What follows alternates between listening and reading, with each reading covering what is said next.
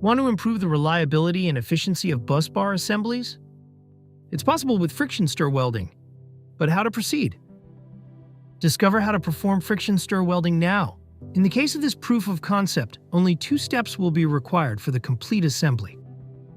Friction stir welding can be performed using a dedicated FSW head integrated into a CNC machine. The busbar is made of dissimilar materials, with aluminum over copper in a lap welding configuration. Holding the parts in a dedicated clamping jig is necessary for friction stir welding operation. After defining the best parameters, we can start the welding process.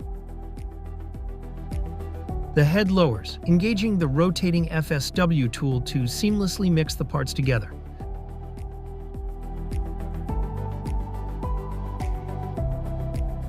And the first step is complete.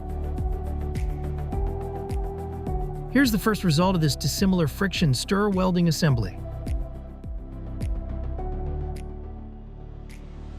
The second step consists of assembling the 2 terminal plots.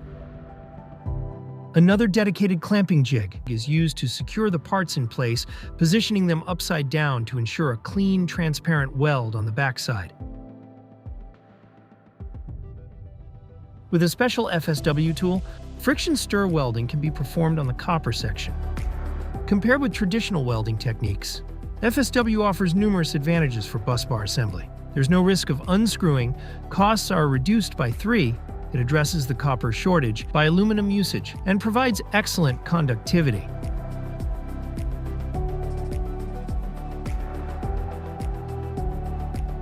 Then the same weld is performed on the aluminum side to assemble the copper terminal plot.